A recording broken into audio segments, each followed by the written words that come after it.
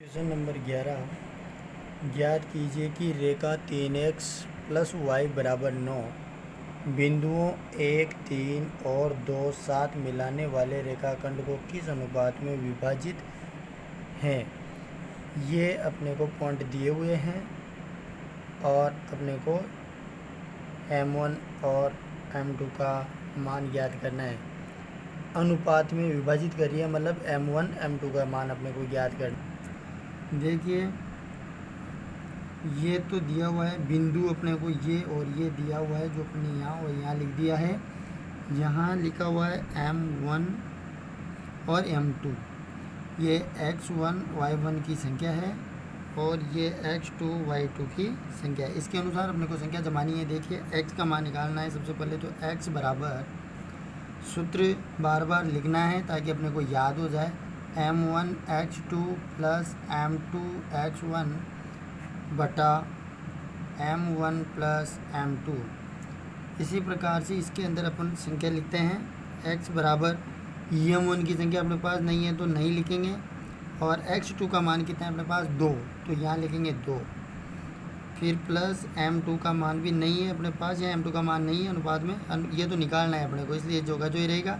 और x1 की संख्या है अपने पास 1 बटा अपने पास जो यहाँ क्या लिखेंगे, m1 प्लस m2 का मान नहीं है तो यहाँ लिखेंगे m1 प्लस m2 का जो कि जो ही लिख देंगे। इसके आगे हल करेंगे। देखिए तो लिखेंगे x बराबर 2m1, इसको गुणा करके यहाँ लिख देंगे, प्लस m2, एक m2 लिखो या m2 लिखो, कोई दिक्कत नहीं है। यहाँ लिख देंगे m1 प्लस m2। ये लिखने के बाद देखिए इसको मान लेते हैं अपन समीकरण नंबर 1। इसी प्रकार y का मान ज्ञात करेंगे। सूत्र वही लिखना है, m1 और y2 प्लस m2 y1 बटा m1 प्लस m2, ये अपना फॉर्मूला है। और अब संख्या जमानी है। संख्या इसके अनुसार लिखेंगे तो m1 यहाँ लिख देंगे 7, m2 और यहाँ लिख देंगे 3 बटा m1 प्लस m2। गुणा करेंगे, y बराबर 7m1 प्लस 3m2 बटा m1 प्लस m2। इसको मान लेते हैं अपन समीकरण नंबर 2। अब इसके अंदर क्वेश्चन के अंदर देखिए अपने को एक समीकरण ये दे रखी है, 3x प्लस वाई बराबर 9। तो यहाँ पे लिखेंगे, यहाँ लिख देते हैं 3x प्लस वाई बराबर 9, ये अपने को दे रखा है। और एक्स वाई का जो मान है, ये y बराबर ये वाला मान आया, x बराबर मान अपने पास ये वाला आया, एक्स वाई का मान इसके अंदर रख देंगे। चाहो तो यहाँ लिख सकते हैं अपन x व y का मान रखने पर इसके अंदर अपन मान रखेंगे।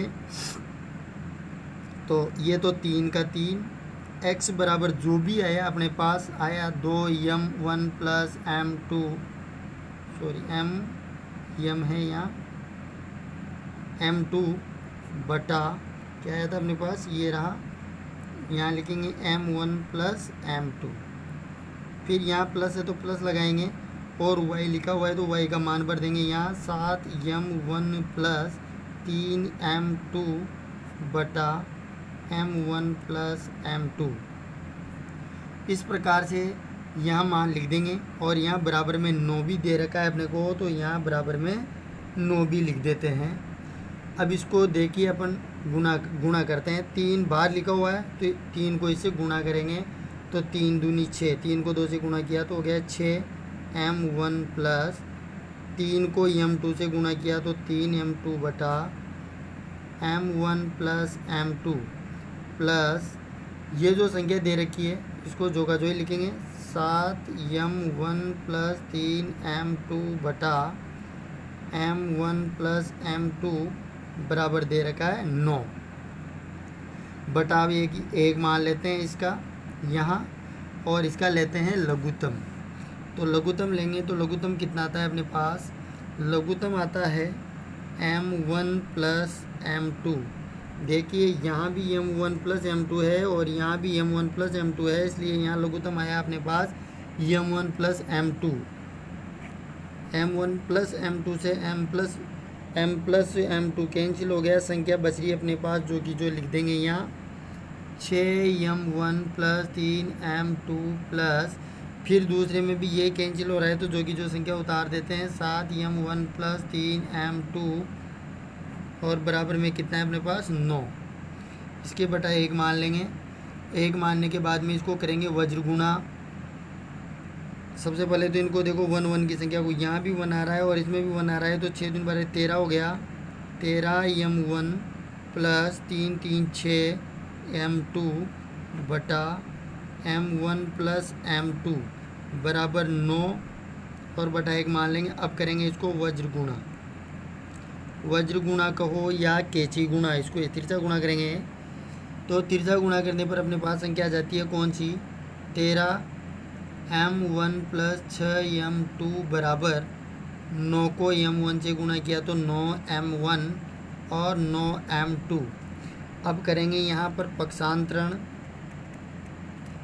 पक्षांतरण का मतलब एक साइड में लेंगे 1 1 की संख्या को, तो ये 13m1 है तो इसको इधर ले लेंगे, यहाँ प्लस का है इधर आते माइनस का हो जाएगा 13m1 माइनस 9m1 बराबर यहाँ है 9m2 माइनस, इसको इधर निकालेंगे तो ये हो गया 6m2।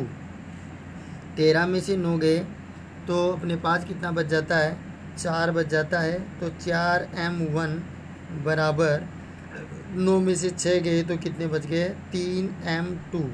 इसको अनुपात में लेंगे तो m1 बटा इस m2 को इधर लेंगे, गुणा में है तो किस में आता है ये भाग में आता है, ये भाग में आ गया।